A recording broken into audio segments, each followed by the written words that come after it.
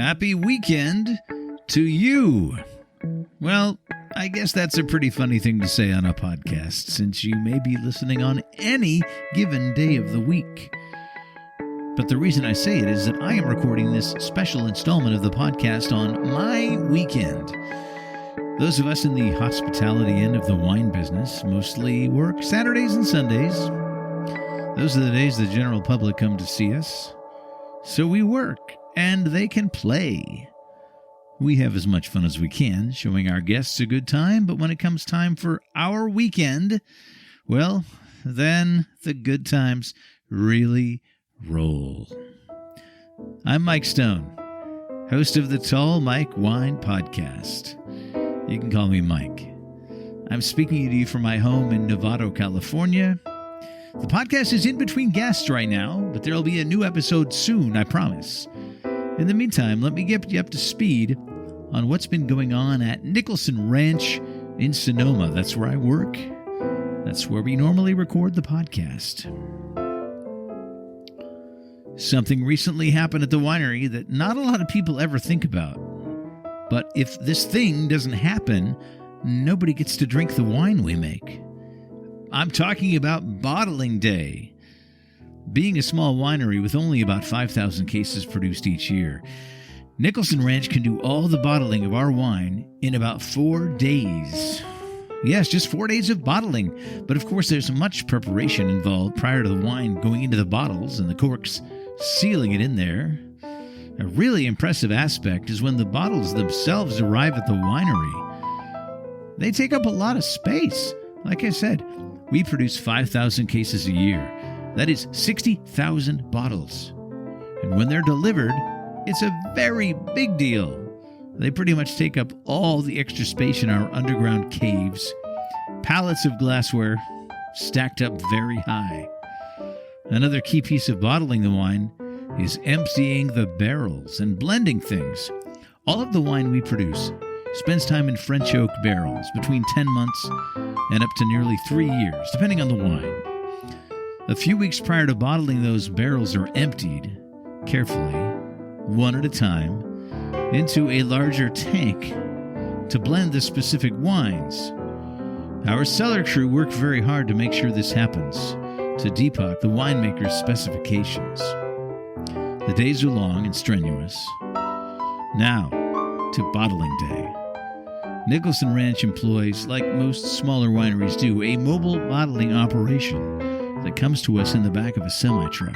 The truck backs up to the entrance of our cave, where the blending tanks full of the finished wines are located. Hoses are hooked up, empty bottles are loaded in, and the switch is flipped. The bottles go in, get filled with gas to flush out the oxygen, filled with wine, corked, capped, and labeled, all on a very complex assembly line. You can find videos of this sort of thing happening on YouTube if you're curious. I'd like to welcome a few new listeners to the podcast. Towns where we're getting downloads from, anyway. I don't know your names, but some of the towns have great names, like El Mirage, Arizona, Ladera Ranch, California. How about Lexington, Kentucky, and Canton, Michigan? Thanks for listening. And finally, Pawtucket, Rhode Island, Lacey, Washington, and Nashville, Tennessee. Yeah, Music City.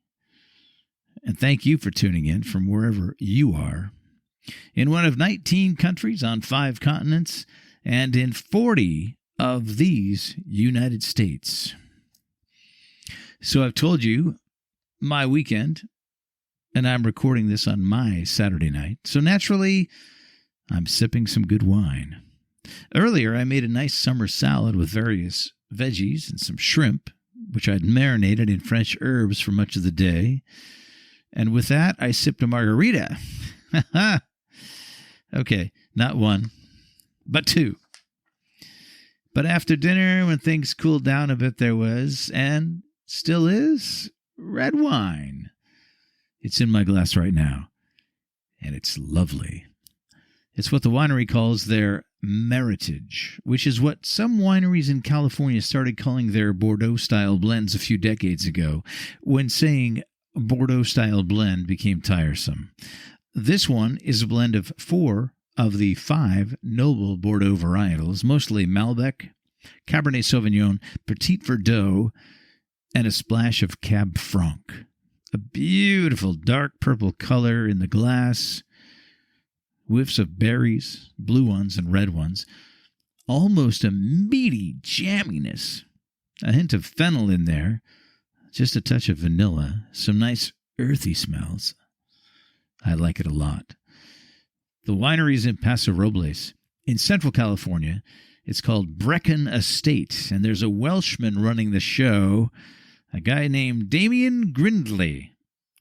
Sadly, I haven't gotten to Paso Robles in my wine travels yet, but Brecon Estate is now on my must-visit list. For this next segment, I'll direct you to my Instagram feed.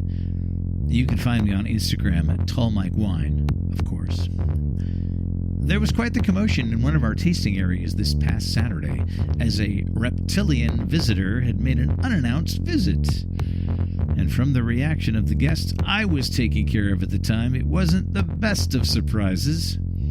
I summoned my coworker, Xander Nicholson, to come help me move this sneaky snake away from people. Not a dire emergency, because first we discerned that this was not a rattlesnake, but a California king snake. I'm told they actually will kill rattlesnakes. Now that takes guts. What a badass. Anyway, for a fun video of Xander and myself taking care of business, look at the Instagram. Speaking of social media, I'd love it if you followed me on Instagram. And if you're here to follow and subscribe to the podcast. And if you're listening on Apple Podcasts, please leave a rating and a review. They tell me it helps a lot. If you have feedback of any sort, if you'd like to tell me what you're drinking, or maybe make a suggestion for a guest or topic we might cover on future podcasts, drop me an email to tallmikewine@gmail.com. All right, I'm going to continue sipping my wine and winding down now. Thanks for checking in on me. As I said, the Tall Mike Wine Podcast will be back with more conversations and more wine very soon. For now, from Novato, California, I'm Mike Stone. Cheers.